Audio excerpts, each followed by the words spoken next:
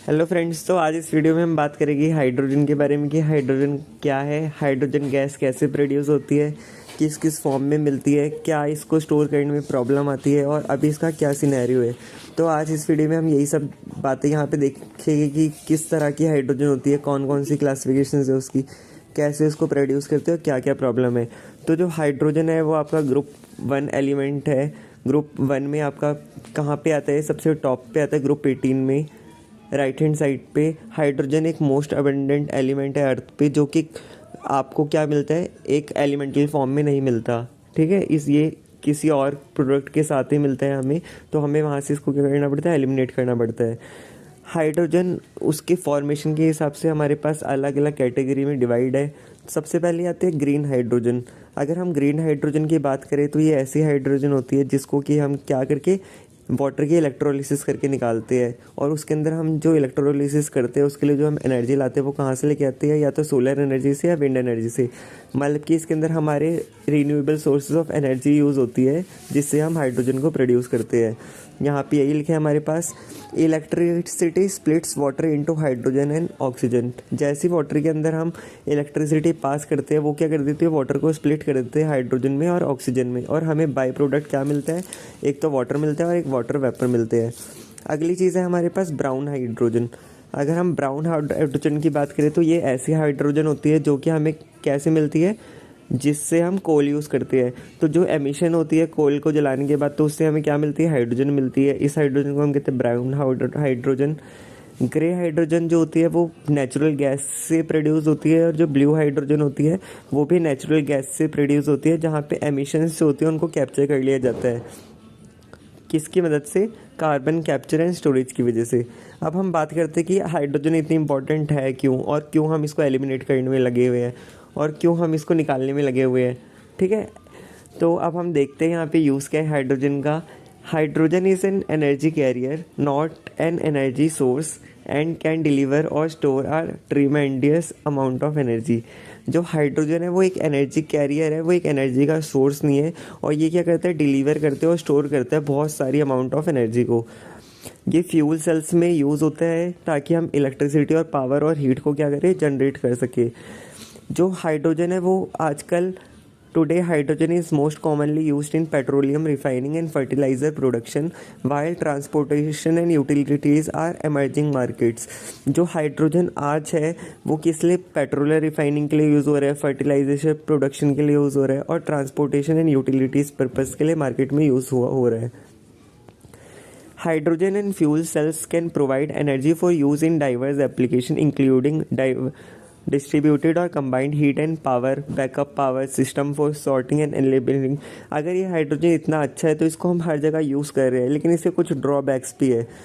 ठीक है, इसमें क्या है, इसके जो फ़ायदे हैं वो क्या है, इसकी हाई एफिशिएंसी है, और इसके बाद नॉन ज़ीरो एमिशन होता है इसमें, इसका ज़्यादा पोटेंशियल होता है, और इसके अंदर क्या होता है, ग्रीन हाउस इफेक्ट एमिशंस को क्या करता है, रिड्यूस कर देता है।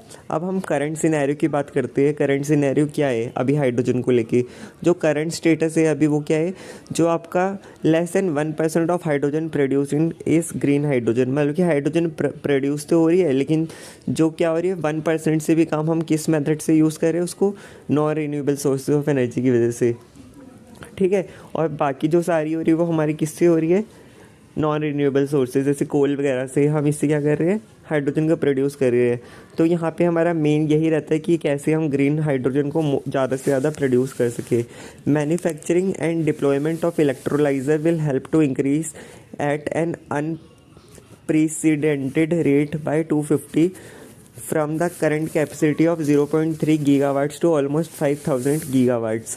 तो इसके अंदर हम अभी तक मेन ध्यान जो दे रहे हैं वो हम इलेक्ट्रोलाइजर्स पे दे रहे हैं, ताकि क्या हो सके कि 2050 तक हमारे पास जो 0.3 गीगावाट्स एनर्जी मिल रही है उसको बढ़ा के हम कितना कर सकते हैं, 5000 गीगावाट्स कर सके। अगर हम करंट सिनेरियो में इंडिया की बात करें कि इंडिया का करंट सिनेरियो क्या है, तो कंजप्शन जो हाइड्रोजन की है अभी तक वो 6 मिलियन टन्स है हाइड्रोजन की, जो हर साल इंडियंस क्या करते हैं, कंज्यूम करते हैं। अमोनिया, मिथनॉल, इन जैसे सेक्टर्स में इनको प्रोड्यूस करने के लिए, फर्टिलाइज़र एंड रिफाइनरीज कंपनीज़ में, जो कि बढ़ के क्या हो जाएगी, कंजप्शन 28 मिलियन हो जाएगी 2050 तक, principally due to the rising demands from the industry but also due to the expansion of transportation power sector. जो ये डिमांड है हाइड्रोजन की बढ़ के 28 मिलियन टन हो जाएगी, क्योंकि जो राइजिंग डिमांड, जो इन इंडस्ट्रीज़ की डिमांड है वो बढ़ जाएगी, ट्रांसपोर्टेशन का एक्सपेंशन हो जाएगा, पावर सेक्टर्स में एक्सपेंशन हो जाएगा। इस वजह से क्या होगा, हमें हाइड्रोजन की ज़रूरत भी बहुत ज़्यादा पड़ेगी। जो अब एक ग्रीन हाउस कॉस्ट है हाइड्रोजन, ग्रीन हाइड्रोजन की, वो ग्रीन हाइड्रोजन की एक्सपेक्टेड हो जाएगी कि वो क्या हो जाएगा, हाइड्रोकार्बन्स फ्यूल्स जैसे coal, crude oil, natural gas, इनसे हटके हो जाएगी। ठीक है, the price will decrease further as production and sales increase. It is also projected that Indian hydrogen demand will increase 5-fold by 2050 with 80% of the being green. तो यहाँ पे फ़ायदे क्या है अब हाइड्रोजन को यूज़ करने की, कि हाइड्रोजन सबसे पहले हमारे पास क्लीन एनर्जी देता है, ये हमारे क्लाइमेट को प्रोटेक्ट करके रखता है। इसके बाद यहाँ पे जो इंडिया है, ये इंडिया ने क्या प्रॉमिस करा था पेरिस क्लाइमेट एग्रीमेंट के अंदर कि रिड्यूस करेंगे हम एमिशन का इकोनॉमी में 33 से लेकर 35% तक 2005 के लेवल को 2030 तक। जो हमारी डिपेंडेंसी है फॉसिल फ्यूल्स पे, उसको कम करता है हाइड्रोजन। तो ऐसे ही हमारे पास यहाँ पे कुछ हाइड्रोजन के बारे में इंपॉर्टेंट चीज़ें हैं। आई होप आपको ये वीडियोस पसंद आई होगी। मेन चीज़ आता है अब यहाँ पे इसके चैलेंजेस क्या है। जो मेन चैलेंज रहता है हाइड्रोजन प्रोडक्शन के बाद, वो रहता है उसकी स्टोरेज का। हाइड्रोजन को अभी कॉमर्शियली यूज़ करा जा रहा है, लेकिन डोमेस्टिक वे में यूज़ नहीं करा जा रहा। जो हाइड्रोजन है उसको हम ट्रांसपोर्टेशंस में, hydrogen must be cost competitive with तो हाइड्रोजन की जो प्रोडक्शन है वो बहुत ज़्यादा महंगी है बाकी गैसेस से। तो इसको स्टोर करना, इसको प्रोड्यूस करना बहुत ज़्यादा अभी मुश्किल है। इसके बाद गवर्नमेंट ने को बहुत सारे इनिशिएटिव लिए, यहाँ आप देख सकते हैं, जिससे कि वो रीन्यूएबल एनर्जी को ज़्यादा प्रमोट कर रही है। तो आई होप ये वीडियो आपको पसंद आई होगी, आपके एग्जाम पॉइंट ऑफ व्यू से और वैसे भी इंपॉर्टेंट हो। तो please like, share and subscribe my channel and comment on my video कि आप अगली वीडियो में क्या किस टॉपिक पे वीडियो चाहते हो।